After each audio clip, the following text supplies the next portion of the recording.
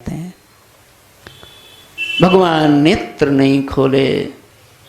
संतों ने पूछा भगवान क्यों नहीं नेत्र खोले।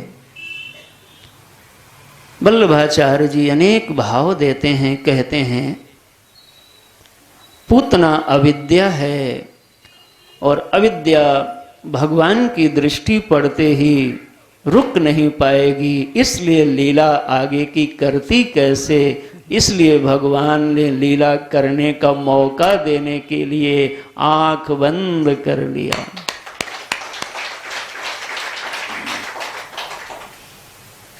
यह पूतना विष लगा के आई है अमृत कलश में कि मैं लाला को पेयपान कराऊंगी, साथ में विष पिलाऊंगी।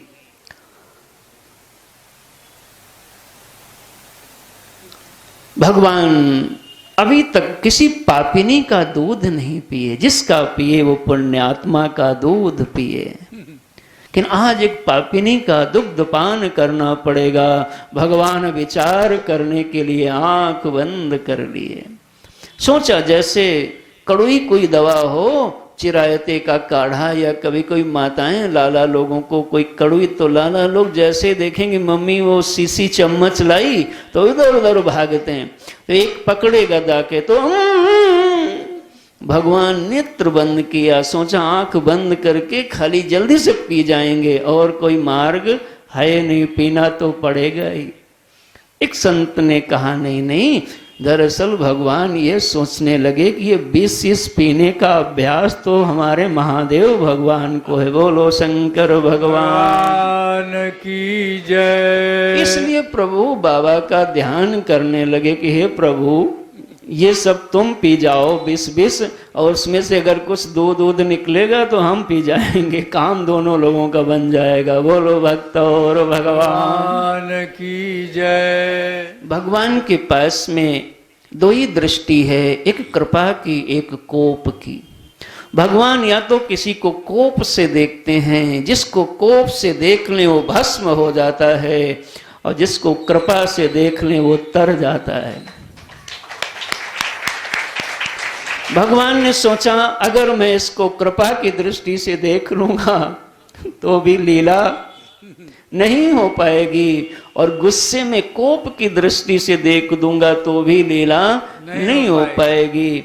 इसलिए भगवान ने सोचा देखना है ही नहीं, आंख बंद कर लिया जाए। बोलो भागवत भगवान की जय। भगवान विचार करने लगे, इसलिए आंख बंद कर लिया कि देखो पहले ही मुझे स्त्री से मुकाबला करना पड़ रहा है।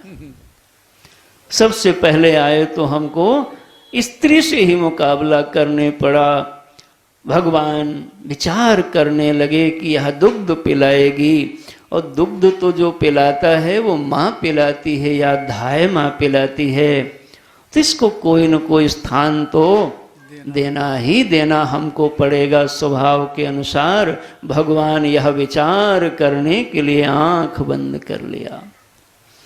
हे नाथ, वैसे ही तस्मिन् स्तनं दुर्जय वीर्यमुल्बणं घोराकमादाय शिशोर्ददावथ गाढ़ं कराग्रं भगवान् प्रपीडत प्राणौ समं रोषं वन्दितोऽपि बत सा मुञ्चामिल प्रभाषिणी निष्पीड्यमानाखिल जीववर्मणि विमृच्य नेत्रे चरणौ भुजौ मुह प्राविश्य गात्रा क्षिपन्तिरुरोदः। भगवान को जैसे ही अमृत कलश देती है, भगवान दोनों हाथों से पकड़ लिया और खींचने लगे। मुंच मुंच हा मुंच चिंगारती। इतना तेजी से भगवान ने अपने करों से धारण कर लिया है कि उसकी समस्त इंद्रियाएं बेबस हो गईं, बाल खुल गए, सारा श्रृंगार बदल गया और बीभत्स राक्षसी रूप में प्रकट हो गई। हालत बिगड़ गया। तब भगवान को ले करके महाराज 6 योजन लंबा शरीर बनाया। भगवान ने कहा, देख पूतने, मैं किसी को पकड़ता नहीं हूं जल्दी, और पकड़ लूं तो फिर छोड़ता नहीं हूं जल्दी।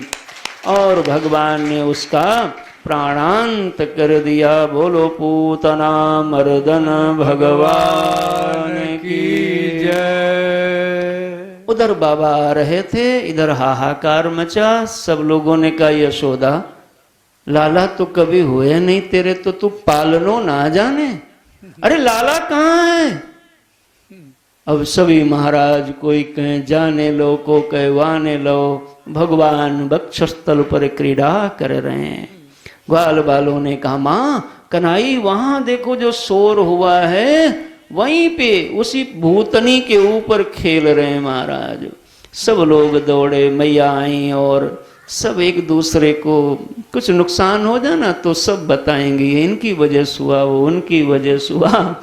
चलता रहा। मैया ने अनेक दान किया, शुद्धि किया। बाबा आए। परीक्षित जी ने पूछ लिया, गुरुदेव ये पूतना आखिर कौन थी? इतना इसको महिमा भगवान ने स्पर्श किया, तो कोई तो इसकी महत्ता रही होगी। सुखदेव महाराज कहते हैं, परीक्षित जी ये जो पूतना इस बार बनी, पूर्व जन्म में महाराज बलि की पुत्री थी। इनका नाम था रत्नमाला। और जब भगवान बावन बन करके गए तो बड़े सुंदर लग रहे थे। तो इन्होंने सोचा कि ऐसा लाला मिल जाता तो मैं दूध पिलाती। तो भगवान ने तथास्तु कह दिया। उसके बाद जब विराट बन के सब नाप लिया उनके पिता का साम्राज्य, तो बड़ी गुस्सा में हो गई रत्नमाला और कहा, जे नास पीटे को मैं दूध पिलाती, जाको तो विष पिला देती। भगवान ने कहा, तेरा विष भी पी लूंगी महाराज। गुस्सा हो गई और भगवान ने इसलिए उनका दूध भी पिया और विष भी पिया। इस प्रकार से पूतना की लीला को सुखदेव जी महाराज कहते हैं, जो इस पूतना लीला को गाता है उसको भगवान मोक्ष प्रदान करते हैं। ये एतद पूतना मोक्षम कृष्णस्यार्भक अद्भुतम शृणुयात् श्रद्धया मर्त्यो गोविंदे लभते रतिम। जो इस पूतना मोक्ष की कथा को सुनता है, सुनाता है, सुनवाता है, सबको भगवान मुक्ति प्रदान कर देते हैं। गो